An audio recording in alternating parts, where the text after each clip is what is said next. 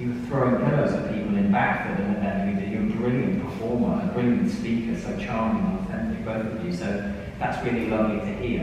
And for me, what happened, what I learned, was really, really important to me, because I sought out from the very beginning, feeling like I didn't know enough about what I was doing, different expertises to steal from them, to learn from them. Musicians to make sound, filmmakers to make video. And so here, I completely re-understood and reconstructed what it is when your literature that you generate becomes a thing. Like, we've not even talking about books, not even talking about publications, like what's possible in the process of it becoming an object in the world. Because I'd never considered that before. All my publishers, I send them the work and I step back. And now, for the first time, I would consider making things that have my words on them because of working with you. So that's kind of what you've given me in the process, is understanding that the actual rendition of what you might be generating text-wise is an art so full of possibility. I knew that already, but I didn't really know it.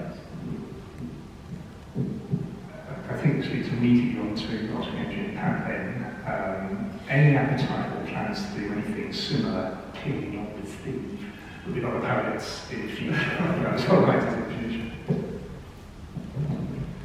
Any appetite or ideas for doing something comparable with other poets in the future? 100%. Well, we are book publishers, and yeah, I mean, we're always publishing work by other poets, not always, but maybe we aim to publish 3-4 books a year. So yeah, but in the way that Steve is in the press room, leaning over my shoulder, telling me where my hair spacing should go between small cuts, I don't think so, really, no. But it's lovely to have somebody in the press when you are printing and working, because you can get all those small decisions made really fast, can't you? Whereas I think email is really slow. The phone, I much prefer using the phone than email. The phone is slightly slow, but having somebody there and there's an immediacy there where you can make decisions and get things done. And yeah, I think no one's been insensitive, but that's not to say it never again. That's right.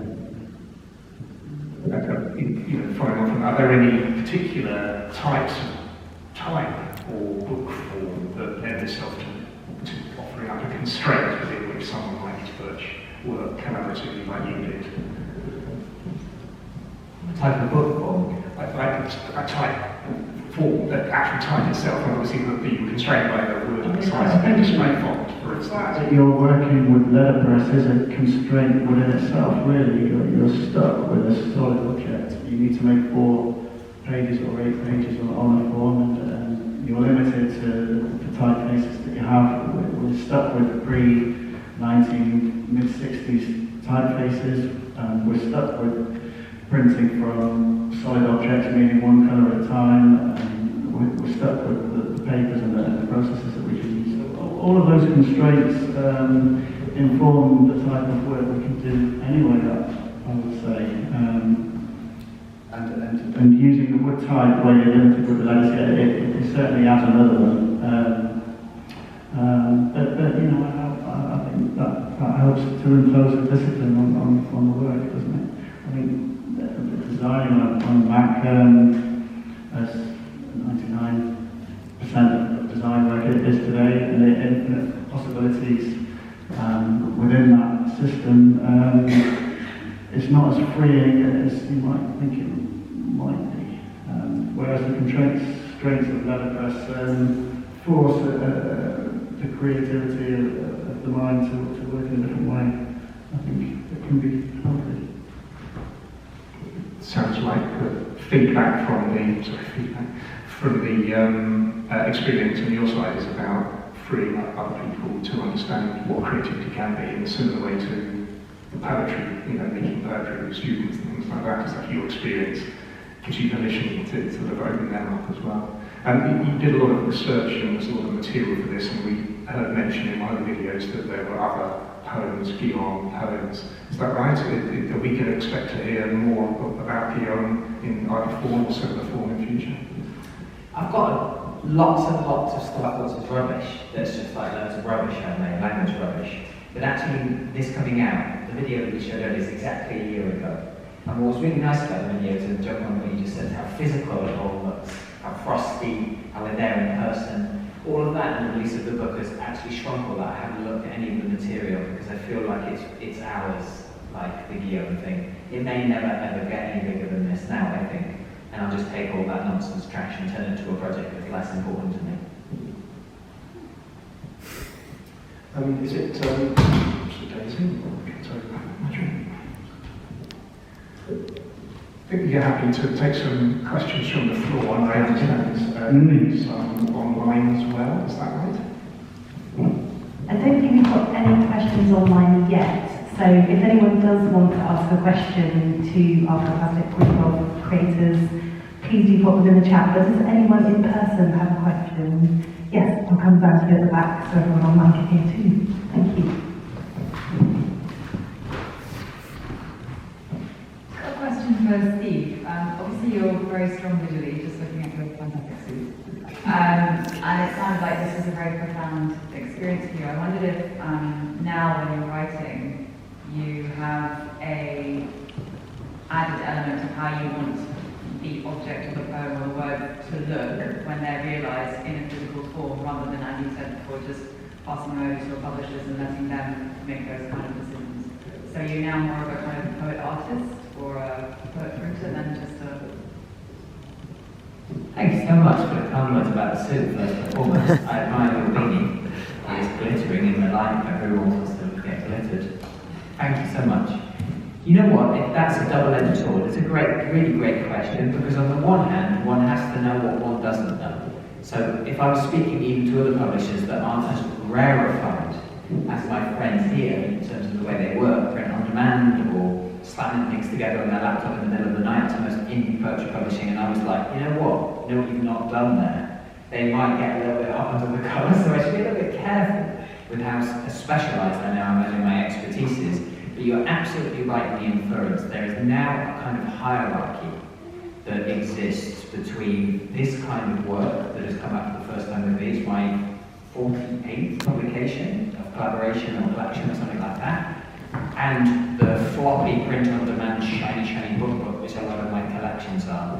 And that's internalized in me, and I think I'm at the start of the journey to maybe one day starting to release things on my own auspice that I've made. But at the moment, they're quite pliable. I reckon I can convince them to do another thing. So it's a great question, because it's definitely been in my mind. I'll pay you. Thank you so much. Does anyone else in the room have a question? Oh yes, on the front. Thank you. I've got two questions. One is, if you'd have done it more slowly, would it have been worse? It's brilliant. It's absolutely fantastic. I loved watching the creation of it there. It's amazing to see that. And the other question, so one is about time taken in doing it. Because a lot of looking at it, all the mistakes and stuff, they make it even better. It's just amazing. And the other question is the poet who lays a golden turd, have they ever existed, or are they myth? Is that a myth? That's the two questions. First question is yours, Would it have been worse? That's so cool, I love that.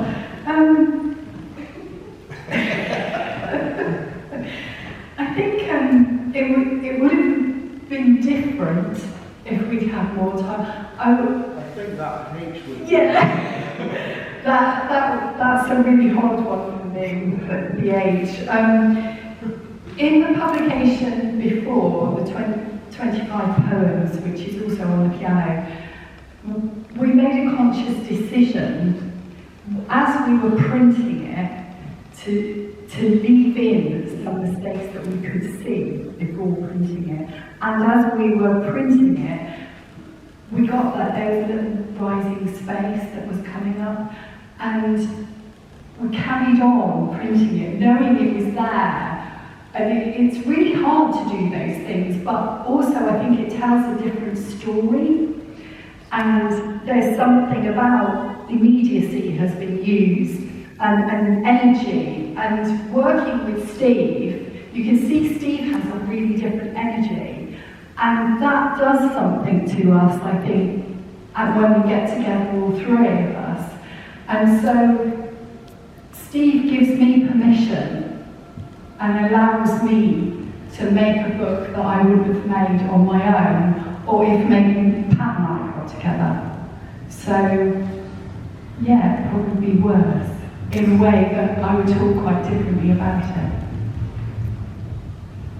Yeah, I agree. There's something quite magnetic and attractive about the wood type without any make ready, where actually these are looking quite well printed. It's a wow page where you get the the things out of them and the bits of the skin and the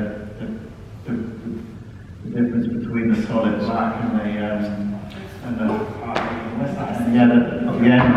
the chunk out of it, and we've really tried to ignore all that, which is completely not what was the original intention of the person behind the design and the original manufacture of this type. And all this stuff today has a different purpose, doesn't it, to how it was originally intended. And I can see why the attraction is there, to see the rough and ready nature of the pages as opposed to them having been beautifully printed and set and letter spaced.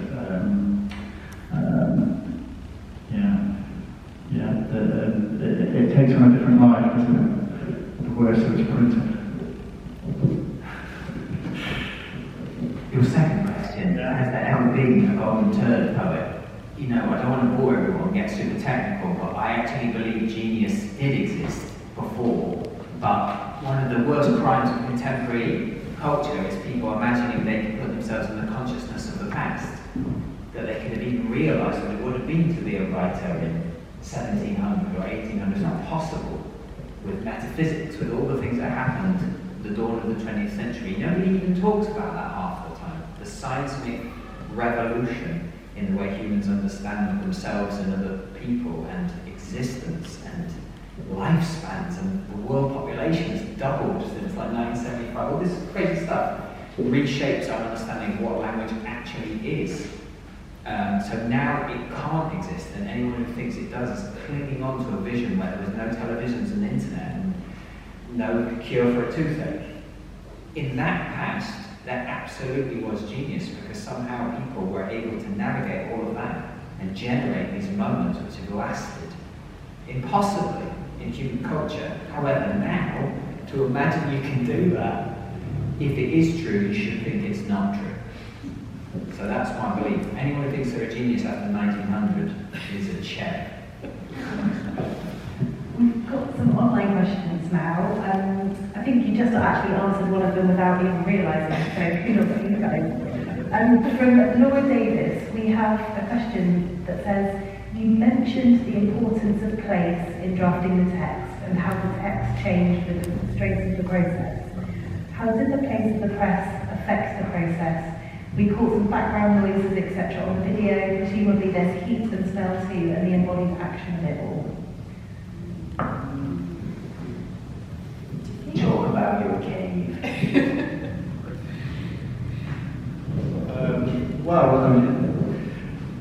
The poem's all about the village, isn't it, really? The tomb crusader that you found in the church from the 1300s, the sights, the smells of the press room.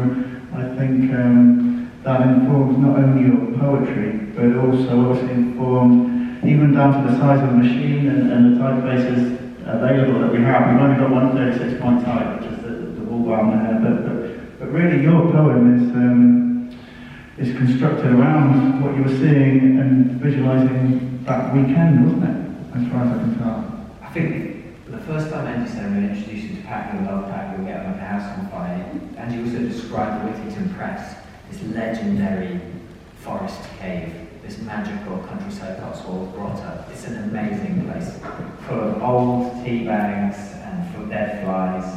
And that is in the thing you were just kindly talking about, the energy of it. It's like a place where things are made, not a place where people pontificate upon things.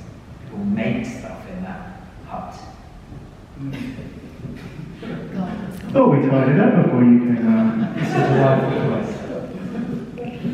What do you think, Ange? Do you think the place changed what we've done?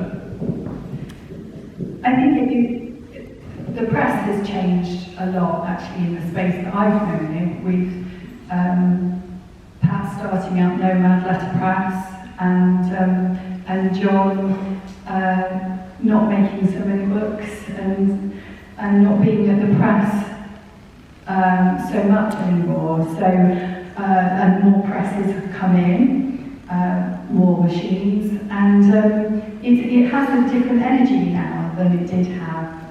So it holds quite a lot, I think, and a lot for a lot of people. But it does feel, I think you're very lucky, Pat, to step into that environment every day, because it does take you away from everything else around you in the big cities, etc. But next door, there's a small church, and I spent a bit of time in there doing the drawing, which is the illustration on frontispieces, and I base it on the tomb of Richard de Croup's, and it's really silent there. But I think one thing about that location is you get a real sense of the cyclical nature of time through the seasons, and how you use the ink in winter, and the embodied process of selecting type. Some cases are really dusty, new type is being made, all of those kind of nuances, and sometimes kind of things crash against each other, the 21st century and centuries previously. I could go on, but that's probably enough.